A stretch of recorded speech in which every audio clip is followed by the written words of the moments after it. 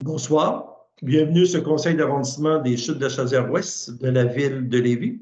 Ce soir, je suis accompagné de mes collègues de l'Ouest, soit Mme Isabelle Demers, conseillère municipale dans Villedieu, M.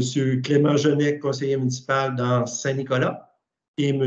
Mario Fortier, conseiller municipal dans le district Saint-Étienne, et moi-même, Régent Lamontagne, conseiller municipal dans le district Saint-Rédempteur et président du conseil d'arrondissement. Nous sommes accompagnés du secrétaire, Mme Hélène Janve, urbaniste à la ville de Lévis. Bonjour tout le monde. Madame Janve, est-ce qu'il y a des changements à l'ordre du jour? Non, l'ordre du jour peut être accepté tel quel. J'en demanderai une proposition. M. Fortier le propose. Je vais seconder. Appuyé de M. Genet. Nous ne sommes pas en présentiel, il n'y a pas de période de questions au point 2. Au point 3, approbation du procès-verbal de la séance ordinaire du 18 août 2021. Vous en avez pris connaissance. Est-ce que vous faites la proposition pour l'adopter? Je vais proposer. Demers le propose, appuyé de M. Fortier. Au point 3.1, dépôt du rapport sur la consultation écrite, Mme Jean. Donc, attendu que le gouvernement du Québec a adopté une déclaration d'urgence sanitaire en raison de la pandémie de la COVID-19, attendu l'arrêté numéro 2021-024 du ministre de la Santé et des Services sociaux en date du 16 juillet 2021, qui stipule que toute procédure qui implique le déplacement et le rassemblement de citoyens qui font partie du processus décisionnel du conseil d'arrondissement est remplacée par une consultation écrite annoncée 15 jours préalablement par un avis public.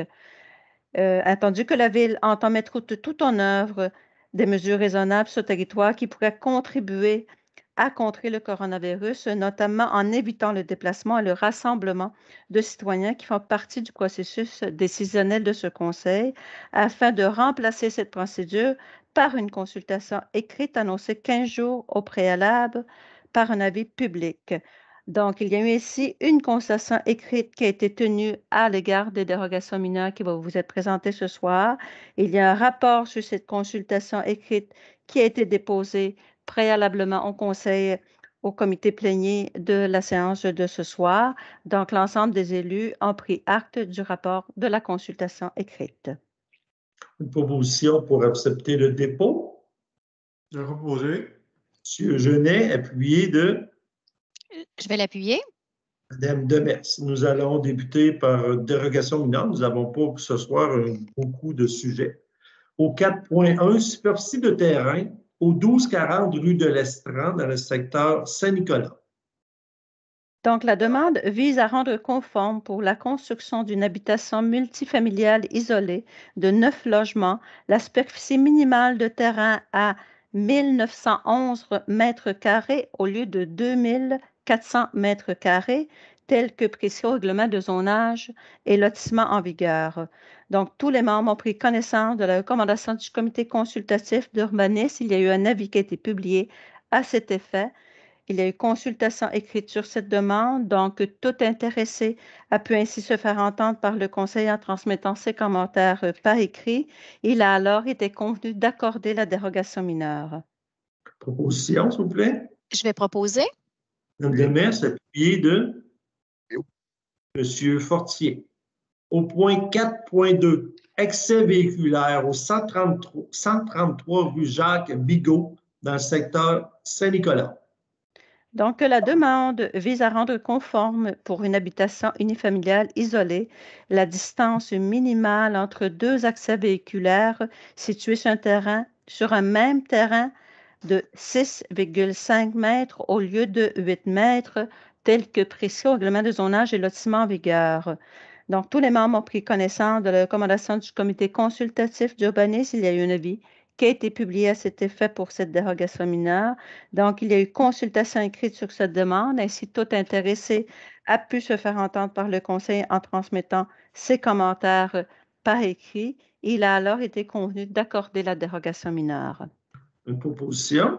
Je vais proposer. Mme Demers, appuyée de... Appuyé. De M. Genet.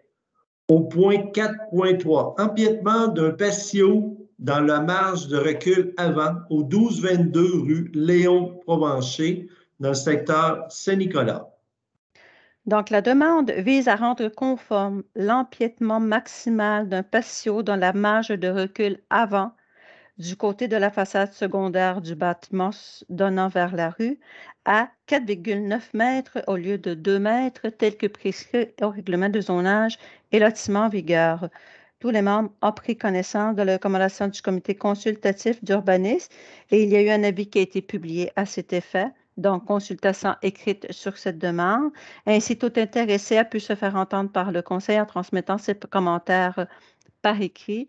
Il a alors été convenu d'accepter la dérogation mineure avec condition d'ériger une clôture ou une haie de cèdre le long de la ligne de propriété.